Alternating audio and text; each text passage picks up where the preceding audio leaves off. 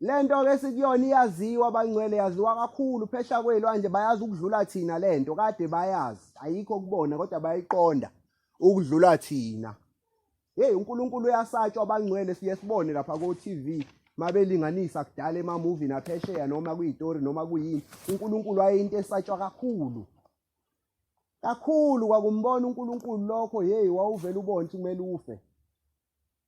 Ngazo nje ikhathi zoMose, hey manje hawu Nkosi yami Jehova sithethelele. Sona ngisho phambi kwakhe. Phambuka phambi kwakhe. Ngothi umsa wakhe uhlezi phakade.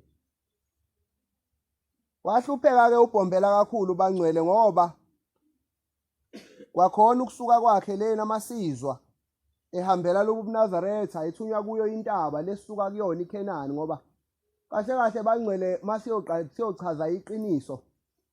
Inhlangakazi lebe kuhanjwa yona kusahanjwa yona namanje ayibonga Nkosi. Ukuphakameni lokho kwakuvele kushiwo eBuhleni kusaseyikhona ayibonga Nkosi.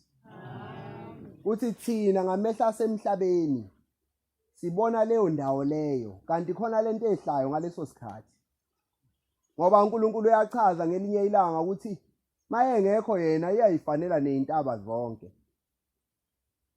Okusho ukuthi makufika yena kodwa naye inabo phela uNkulunkulu ngisho engekho ngoba yakhetha ihlukile kwezinye. Uma kufika yena bese kuba khona ushintsho luba khona ngoba ngelinye ilanga wathukwa ubabamkhulu esevumile ngokuhlupheka nangokuhlukumezeka ebhekana nakho. Wathukwa ubabamkhulu ethukelwa khona ukuba ithole le ndawo lena ngoba nje kukhona umhlangano kaJanuary phezulu kwentaba ehluphekela yona le ntaba ethunywe khona. Abanye bembiza ngamagama bemthuka. Bethu uyatshontsha bembiza ngesigebengu bemphimisela ngamali. Manje thina amaNazaretha zithi mazisinetha nje kancane nje. Bese sikhala kakhulu. Kanti uNkulunkulu yena wahlupheka kakhulu ehluphekela lobu Nazaretha. Kakhulu bangcwele kangangokuba nabasesogweni babefika nabo bezokhuluma naye ngoba kuyazwakala ngelinye ilanga elindile lezo nsuku. Elindile phe kwentaba yomhlangano esefikile khona enhlangakazi kuthiwa kwakufika imimoya. Ngemoya izothi kuyena yimina engikubizile ethi hayi akusiwena engulindile. Fike imimoya imthembisa ukuthi engaba upresident ngaphathi izwe lonke. Imimoya imthembise ukuthi uzoba nemali yonke. Kodwa yena ethi hayi akusiye lo engimlindile. Masizwe kuthiwa kwehla umuntu omhlophe okhanyayo. Ephethe itray, ephethe into enhle. Ayingazifaniswe nesinkwa ngiyezwa njalo makushiwo nama ngazi. Okuthiwa lapho wathi mayeyidla leyo nto babamkhulu enikezwa leso sipho esidla.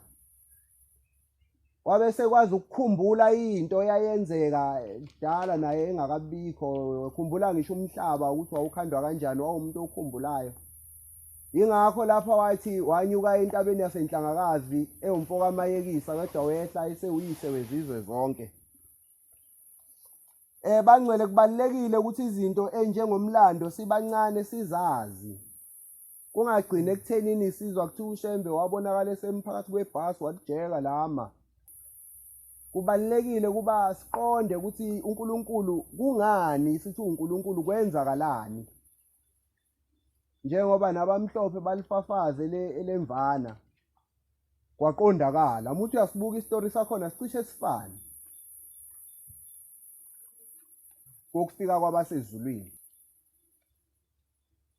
Ngoba ngelinye ilanga abangcwele kwabonakala inkosi yamaNazaretha yathi kuzofika ingelosi ekuphakameni. Balunga abantwana basezulwini ngalelo langa kwabekwa izihlalo ezimbili. Kwase kubonakala sebefika kwahlaliswa inkosi ilanga nenkosi inyanga yezulu. Ekuhlalisweni kwabo kulezo ihlalo abantu baxakeka. Wathi yizo lezi ingelosi ezinkulu zasezulwini. Kodwa namhlanje bangcwele ibandla liyahlakazwa. Lihlakazwa abanye bathi ngegama lenkosi enye abanye bathi ngegama lenkosi enye. Babulala okuyikho ngamanga. Kodwa lapho uNkulunkulu bangcwele wayeveza ubukhulu bakhe futhi wayeveza ukuthi leli bandla lizoqhubeka ngabo bobabili. Kodwa namhlanje sekunzima. uNkulunkulu wethu waze waphuma entabeni ekade lwiswa. Kodwa ke washo inkosi inyavu lwezulu lathi vele le ntaba bingasasilingene ingakho saphuma kuyona. Engiyokusho nje bangcwele nengiyokucela ukuthi masigqoka lengubo emhlophe siyicake ngayo. Siyicake futhi nangolwazi lwayo. Singabi nje abalandeli abalandelayo kodwa bangazilutho ukuthi lento yini. Ngoba izizwe ziyayazi lento. Kwagonywa abantu, kwafa abantu inqwaba. Kufike ubhombela kulelizwe noma kufike umoya oyingcwele kaShembe. Ngoba yabonakala inkanyezi izazi ezayilandela kaJuda. Kwafa abantu inqwaba begonywa kuthiwa kunesifo esizayo kanti bafuna ukubona igazi ukuthi liyefana yini. Kodwa namhlanje sesikwazi ukuzokhuluma amanga la emzini kaNkulunkulu. Namhlanje sesazi ukuthi masifikelana sizohlebana siqhathane. Sesikwazi ukuzofelana umona la endaweni kaNkulunkulu. Lesizwe besilahlekile bangcwele. Wehla uNkulunkulu ehlela ukuzosiqoqa esibuyise. Mase singenile kuyona lenkolo sesigqoka lezi ngubo sizama ukuyigoba inhliziyo. Nakho kuyoba nzima ukugoba lezi inhliziyo ngoba yithi esikholwayo sikholwa sodwa sifuna ukukholwa nemndeni. Ukholwa kanjani nemndeni ngokuyincenga leyo mndeni ngenkolo. Ngoba nakho lokhu ukukholwa kakhulu musufikelana bese ungazenzi izinto eziwusika ezingahambisani nenkolo. Kuyakwenza uhlubuke kuleli bandla. Ngoba ngelinye ilanga ingane kaMfundisi mangizwa iqulekile uyobika enkosini uThingo. Mayisibuza inkosi sekuyashiya ukuba lengane ivele yathatha ibhodlela lonke. Labo ogoloko yalishaya ikhanda. Yaquleka intombazana. Mayisebuza uNkulunkulu ukuthi hawu khona ekhaya ukhamba khona ukulwenze cha. Abantu basekhaya benze lento enganeni.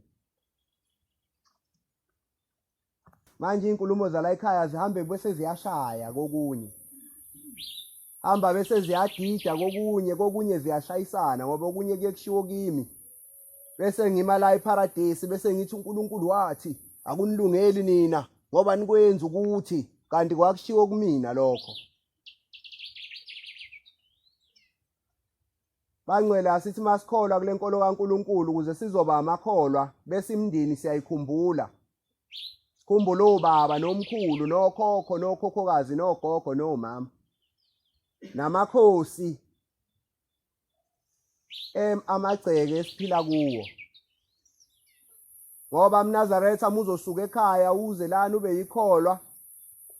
Kodwa nalobu buNazaretha ungabuncengi lapha emadlozini noma ezidalweni noma kwabakini. Ungaphuma nje noma inini. Uyayinikezwa lento kuphikiswane futhi. Ngoba ngelinye ilanga uyakhala omunye hlezi uyakhala enye inkosana. Enhlalo futhi yakhala ngomthandazo cha uNkulunkulu ngihamba u23 ngiye emhlanganweni. Ngigcinisa abatha ngiyalinda ngenza konke. Kodwa nje kuvele kusuka umfowethu oyisidakwa uyaphumelela. Umpha yonke imali mina nginalutho nje. Abakubo sebeyafika kuye. Mabefika kuye kuthiwa hayi lona simnika imali. Wathi wena sikunika into enkulu kuNazaretha into noma usungasekho kulomhlaba. Ufika uthokoze ngalena. Sikunika into enkulu ewukhiye wethu. Lapho sikhona sikholwa ngawe. Ezinye izinto yizo lezi ezibuye sisenze ngoba nenhliziyo zethu bangcwele ayizina amafindo manje. Vele bebone nomkhulu ukuthi lona mathi umnika imali oyeka kwakholwa lokho echomela abantu wase kwakhona lapha esontweni uzochoma echomele abantu abangenakho kwathi nje ngelinye ilanga angimshisi uNkulunkulu amthethelele ngifika kwelinye ithempeli nami bengenakho nje konke okuphelele kahle ngase ngifaka isikipa ngoba uShembe ngiyamthanda nebhluku lami nje liwumbala ongasiwona lo wasesontweni ngaya ngaphatha umNazaretha ngaya mase sibuya iweather siyashintsha mayishintsha iweather sekukhombisa ukubanda kakhulu sithe inkosana hey asisheshe ngivela nanayi le nkosana lene undosi yabona nje plus sekuyabanda vele lenye uyalayeka akugqoka kanje kuleli bani akugqoka nje kanje ngase ngithi mntamkhulu ngesabathe elizayo sengizohlala ekhaya ngingasali ngoba usungisizile wangithetha akugqoka kanje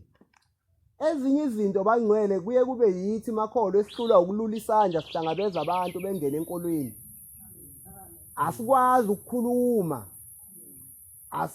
ukukhuluma siyahlaphaza nje yebo uNkulunkulu wakusho kodwa kumele kube nendlela esibeka ngayo umthetho wehle kahle phela umthetho ungene kahle kumuntu umthetho ungavele udedele uyimbokodo nje uvele usinda nawo ngokwawo nawe uyawuphosa ngamandla uthi kokwenzekani ngoba phela noma ngibhalanse kahle ngitibile kahle ngithi usinda ngumukele uyabo manje mawuvele nje uphahlaza nje bangcwele asifundeni ukukhuluma asikhulume ngokukaNkulunkulu asibeni noNkulunkulu sikukhulekele lokho bangcwele uNkulunkulu angithethelele lapho ngiphambuke khona kodwa ngiyathemba uNkulunkulu lokho okukhulunyiwe yikho kade efisa ukuthi abangcwele bakhe bekuzwe engikubonile emehlweni ami ngelinye ilanga uShembe uNkulunkulu ayibonge inkosi ukuthi bangcwele uzoba uNkulunkulu ekuzwe akudingi mama uzufake isiphike esimnyama ukuze usondelane noNkulunkulu akudingi ukuthi uzoze ube nomugqo omnyama eMnazaretheni noma impulampula eshisayo ngoba kushisa nje ejazi akudingi ukuthi uzufike lapho ukuze uNkulunkulu ekuzwe mawukhuleka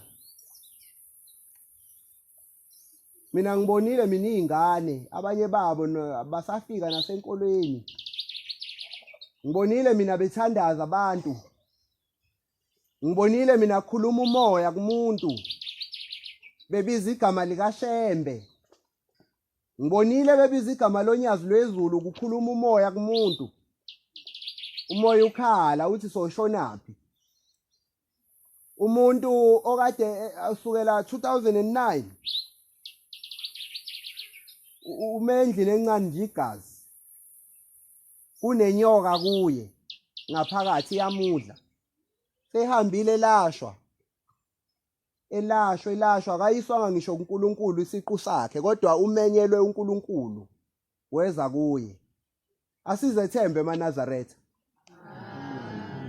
asizethembe siphethe into enkulu akufunakala bangcwele sibe namandla ukuthi mina muke wangithinta mina muke wangithinta mina uvela ubone mina amandla amabi la uzosha uyesogweni akiyo amandla futhi lokho ukufa nedimoni nomoya omubi ma unalawo mandla ukuthi umuntu ethinte wena wacasa mina ngengakhala hayi dimoni umoya omubi ukhulekele lokho ukuthi ube nenhliziyo ukuthi umuntu umekakhala ube nenhliziyo yokudabuka umuke wamdabukela umuntu bese into iyalunga ungajabula ke lapho ukuthi awuyiboni mase kwenzeka lokho awuboni awubi namandla ukuthi ubukuthi yimi engadabukela umuntu uve ubona ukuthi inkosi imphendulile lokho okufunakalayo asikhulekeleni ukukholwa abangcwele sikucele sikunikelele